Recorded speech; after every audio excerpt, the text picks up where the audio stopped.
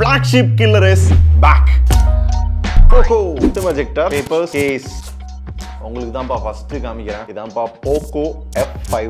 Look பார்க்க நல்லா இருக்கு. இந்த ஃப்ரீசர்ல ஐஸ் கட்டி எல்லாம் இருக்கும்ல அந்த மாதிரி இருக்கு. 67 watt charger, charging cable. A few moments later. So இதான் புதுசா ரிலீஸ் ஆயிருக்கிற Poco F5. Poco F1க்கு அப்புறம் இந்த போன் ஒரு ஃபிளாக்ஷிப் கில்லரா இருக்கும் அப்படின்னு Poco கிளைம் பண்றாங்க. ஏன்னா ஸ்பெக் அதுக்கேத்தாப்ல செஞ்சிருக்காங்க. ஃபர்ஸ்ட் இதோட பெர்ஃபார்மன்ஸ் Snapdragon 7+ Gen 2 வந்து யூஸ் பண்ணிருக்காங்க. Gen 1 வரல. டைரக்ட் டெபியூட்டன்ட்டா பாத்தீங்க அப்படின்னா இந்த போன்ல தான் இறக்கிருக்காங்க. இந்த SoC-யோட CPU GPU ஆர்க்கிடெக்சரும் Snapdragon 8+ Gen 1 ஓட ஆர்க்கிடெக்சரும் கிட்டத்தட்ட சிமிலரா இருக்கும். ஈவன் AnTuTu ஸ்கோர்மே பாத்தீங்க அப்படின்னா நியர்லி 1 மில்லியன் கிட்ட வரும். பெர்ஃபார்மன்ஸ் பாத்தீங்க அப்படின்னா நார்மலா யூஸ் பண்றதுக்கு இப்போதைக்கு ஃபர்ஸ்ட் இம்ப்ரஷன்ல சூப்பர் ஸ்மூத்தா இருக்கு. ஆக்சுவலா அது ரெண்டு வேரியன்ட்ல இருக்கு. 8256, 12256. RAM இன்கிரீஸ் பண்றதுனா விர்ச்சுவல் RAM ஃபீச்சர் கொடுத்திருக்காங்க. அதை யூஸ் பண்ணி இன்கிரீஸ் பண்ணிக்க முடியும். பட் ROM உங்களால இன்கிரீஸ் பண்ண முடியாது. ஒரே வேரியன்ட்டா கொடுத்தது பாத்தீங்கன்னா ஒரு பெரிய அட்வான்டேஜ். ஹார்ட்வேர் லெவல்லயும் UFS 3.1 LPDDR5 RAM லாம் கொடுத்ததால பாத்தீங்க அப்படின்னா ஓவராலா இந்த SoC-யோட சேர்ந்து கேமிங் பெர்ஃபார்மன்ஸும் நல்லா தான் இப்போதைக்கு இருக்கு. நாங்க என்ன கேம் விளையாண்டோம் எப்பயும் போல பாத்தீங்கன்னா அந்த COD, PUBG இந்த மாதிரி ஒரு சில கேம் டெஸ்டிங் பண்ணப்ப பாத்தீங்க அப்படின்னா பெருசா ஷட்டர் ஃபீல் ஆகல, நல்லா தான் இருந்தது. இந்த கேமிங் எக்ஸ்பீரியன்ஸை இம்ப்ரூவ் பண்றதுக்கு ஹைப்பர் பூஸ்ட் கேமிங் அப்படின்ற ஒரு ஃபீச்சர் இருக்கு. இது என்ன பண்ணும் அப்படின்னா ஹார்ட்வேர் லெவல்லயும் சாஃப்ட்வேர் லெவல்லயும் சேர்ந்து ஆப்டிமைஸ் பண்ணி ஃப்ரேம் ரேட்டை பாத்தீங்கன்னா ஸ்டேபிளா வச்சுக்கிறோம். இன்னும் ஸ்மூத்தரா கேம் விளையாடலாம் இல்லையா? டெடிகேட்டட் 5G Wi-Fi ஆண்டனா இருக்கு. நம்ம கேம் விளையாடுறப்ப நெட்வொர்க் இஷ்யூ எல்லாம் வரக்கூடாது அப்படின்றதுக்காக கொடுத்துருக்காங்க. இந்த பட்ஜெட்ல வேற எந்த போன்லயுமே இல்ல அப்படின்னு Poco கிளைம் பண்றாங்க. அண்ட் முக்கியமா நம்ம கேம் விளையாடுறப்ப இந்த ஃபீச்சர்ல டச் ரெஸ்பான்ஸ் பாத்தீங்க அப்படின்னா இன்னும் பெட்டரா இருக்கு. ஓவராலா பாத்தீங்க அப்படின்னா அந்த கேமிங் எக்ஸ்பீரியன்ஸ் ஃபர்ஸ்ட் இம்ப்ரஷன்ல ஸ்மூத்தா இருந்தது. இப்படி விளையாண்டுட்டே இருக்கிறப்ப அந்த போன் வந்து ஹீட் ஆகக்கூடாது அப்படின்றதுக்காக பெரிய வேப்பர் சாம்பர் கூலிங் வந்து கொடுத்திருக்காங்க. 14 லேயர் கிராஃபைட் ஷீட் இருக்கிற மாதிரி கொடுத்திருக்காங்க.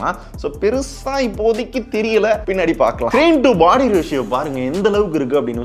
சுத்தி எங்கிட்டு பார்த்தாலும் அந்த பெசல்ஸும் சின்ஸும் பாத்தீங்க அப்படின்னா ரொம்ப கம்மியா கொடுத்திருக்காங்க. அந்த ஃபுல் வியூ ஸ்கிரீன் அப்படின்ற அந்த எக்ஸ்பீரியன்ஸ் நல்லா இருக்கு. ஆனா ஸ்கிரீன் சைஸ் ஸ்பெசிஃபிகேஷன்லாம் ஆல்ரெடி உங்களுக்கு தெரிஞ்சதுதான். 6.67 இன்ச்ல Full HD Plus AMOLED display, 120 Hz refreshing rate, 240 Hz touch sampling. இது ஒரு 12-bit panel, 1000 peak brightness இருக்கும். HDR10+ சப்போர்ட் இருக்கு, Dolby Vision சப்போர்ட் இருக்கு, Adaptive HDR சப்போர்ட் இருக்கு, 100% GCP3 கலர் கமெண்ட் இருக்கு. ப்ரொடெக்ஷன் பாத்தீங்கன்னா Corning Gorilla Glass 5 இருக்கு. ஆனா இன் டிஸ்ப்ளே ஃபிங்கர்பிரிண்ட் சென்சார் கிடையாது, சைடு மவுண்டட் தான். மேபி ரொம்ப பட்ஜெட்டுக்குள்ள கொண்டு வரணும், ஃபிளாக்ஷிப் கில்லர் அப்படின்ற பேருக்கு ஏத்தாப்ல பிரைஸ் வைக்கணும் அப்படின்றதுக்காக சில விஷயங்களை கட் பண்ணாங்களான்னு தெரியல. இன் டிஸ்ப்ளே மட்டும் கொடுத்துருக்கலாம். ஆக்சுவலா இப்ப நான் உச்சி வெயில நின்னுக்கிட்டு இருக்கேன், கண்ணு எனக்கே கூசுது. இந்த உச்சி வெயிலையும் செம்ம விசிபிளா இருக்கு டிஸ்ப்ளே. கேமரா எப்பயும் போல 3 தான். அந்த மாடலும் பாக்குறதுக்கு அதே மாதிரி தான் இருக்கு. பட் அதை சுத்தி இருக்க அந்த ரிங் பாத்தீங்க அப்படின்னா கொஞ்சம் டிஃபரன்ஷியேட் பண்ணி காமிக்குது. அதர் தென் சென்சார்ஸ் அப்படின்னு பார்த்தோம் அப்படின்னா 64 மெகாபிக்சல் OIS கேமரா இருக்கு. 4K 30 FPS ல ஷூட் பண்ணலாம். வீடியோ ஸ்டெபிலிட்டி நல்லா இருக்கு, கிளாரிட்டியும் பாத்தீங்கன்னா குட். மெயின் கேமரால எடுக்கிற போட்டோஸ் எல்லாம் பாத்தீங்க அப்படின்னா பகல்ல எடுக்கிறப்போ ஒரு நல்லா இருக்கு, டீடைலிங்கும் okay. And most of the போட்டோல அந்த ஸ்கின் டோன் மட்டும் நேச்சுரலா இல்லாம கொஞ்சம் வெள்ளை அடிச்ச மாதிரி இருக்கும். பட் போட்டோ பாக்குறதுக்கு நல்லா இருக்கு, டீடைலாவும் இருக்கும். கலர்ஸ் மட்டும் கொஞ்சம் சேச்சுரேட் ஏத்தி கொடுத்த மாதிரினாலும் ஓவரால் போட்டோ பாக்குறதுக்கு நல்லா இருக்கு. கேமரா ஃபீச்சர்ஸ் அப்படின்னு பார்த்தோம் அப்படின்னா முக்கியமா 7 மோட்ஸ் இருக்கு. Short video mode, vlog mode, slow motion, time lapse, AI watermark, long exposure, pro mode, document இந்த மாதிரி நிறைய கொடுத்திருக்காங்க. இதுல எனக்கு பர்சனல் ஃபேவரட் பாத்தீங்க அப்படின்னா அந்த போர்ட்ரேட் மோட். இந்த போட்டோ பாருங்களேன், போட்டோ பார்க்க நல்லா இருக்கு. அந்த பிளர்லாம் பாத்தீங்க அப்படின்னா நேச்சுரலா ஒரு கேமரால எடுத்த ஃபீல் வந்து நல்லா தருது. அப்புறம் மிச்ச ரெண்டு கேமரா பாத்தீங்க அப்படின்னா 8 megapixel ultra wide, 2 megapixel macro.